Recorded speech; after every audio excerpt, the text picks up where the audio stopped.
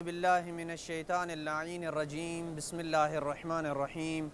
वसल्लल्लाहु अला मुहम्मदिन व आलि बैतिहि अत्तय्यबीन अत्ताहिरीन अल-मासूमीन। बारगाह हज़रत अमीरुल मोमिनीन अलैहिस्सलाम से अहकाम शरीयत मुहम्मदी और ख़ास तौर पर अहकाम माह मुबारक रमज़ान के सिलसिले में एक बार फिर आपकी खिदमत में हाज़िर होने का शरफ़ हासिल हो रहा है। सिलसिला गुफ्तगू शराइत रोज़ा में था और गुज़िश्ता अक़सात में हमने रोज़े के मुतल्लिक़ जो शराइत हैं चंद शराइत का तज़किरा किया था, और आज जिस शर्त का तज़किरा करना ज़रूरी समझता हूँ वो ये है कि इंसान सफ़र की हालत में ना हो, क्योंकि मुसाफिर के ऊपर रोज़ा वाजिब नहीं है, बल्कि अगर वो रोज़ा रखेगा भी तो उसका रोज़ा दुरुस्त शुमार नहीं होगा। लेकिन अगर कोई शख्स रोज़ा रखता है और वो ज़वाल के बाद सफ़र करता है तो बिना बर एहतियात वाजिब उसके ऊपर ज़रूरी है कि वो अपने रोज़े को मुकम्मल करे और कोई ऐसा काम अंजाम ना दे जो रोज़े के बुतलान का मूजिब बनता है। और अगर वो ज़वाल से पहले अपने सफ़र का आगाज़ करता है और ख़ास तौर पर जब वो रात को ही ये नीयत रखता हो कि वो सुबह सफ़र करेगा, तो इस सूरत में जब वो हद तरख़्ख़ुस के ऊपर पहुँच जाएगा तो फिर उसे इख्तियार है कि वो खा पी सकता है, यानी उसका रोज़ा ख़ुद ब खुद ऑटोमेटिकली ख़त्म हो जाएगा।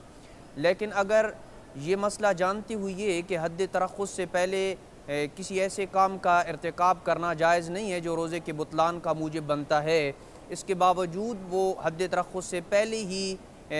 खा पी लेता है फ़र्ज़ करें, तो क़ज़ा के साथ साथ उसके ऊपर कफ़ारा भी वाजिब होगा।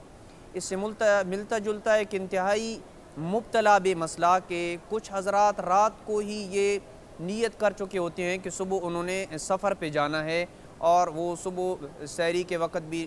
बेदार फ़र्ज़ करें नहीं होते हैं और नमाज सुबह पढ़ के सो जाते हैं, और फिर 7-8 बजे उठ के नाश्ता करके अपने सफ़र का आगाज़ करते हैं, जबकि ये बात सरासर दुरुस्त नहीं है, बात गलत है और ये उनका जो फ़ेल है वो दुरुस्त नहीं है। बल्कि अगर ये जानते हुए कि उनका खाना पीना जो है वो दुरुस्त नहीं है, तो फिर इस सूरत में अगर वो नाश्ता करके अपने घर से निकलते हैं तो उनका न फ़कत रोज़ा बातिल होगा बल्कि उसकी क़ज़ा भी करनी होगी, बल्कि रोज़ा तो उसने रखा ही नहीं है, उसकी क़ज़ा भी उसे करनी है और बाद में उसका कफ़ारा भी अदा करना पड़ेगा। माह रमज़ान में मुसाफिर के अहकाम से मुतअल्लिक़ एक मसला ये भी अर्ज़ कर दूँ कि अगर कोई शख्स सफ़र की हालत में है, सफ़र पे है वो,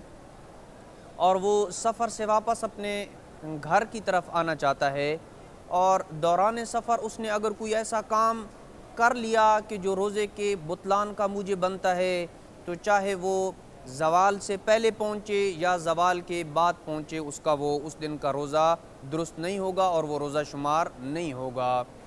लेकिन अगर उसने दौरान सफ़र कोई ऐसा काम नहीं किया जो रोज़े के बुतलान का मूजिब बनता है, तो फिर इसकी दो सूरतें हैं। अगर ज़वाल से पहले पहुँचता है, अपने घर पहुँच जाता है, अपने शहर में दाखिल हो जाता है, तो बिना बर एहतियात वाजिब उसके ऊपर ज़रूरी है कि वो उस दिन के रोज़े की नीयत करे और उसका उस दिन का रोज़ा वो शुमार होगा और उसका वाजिब अदा हो जाएगा।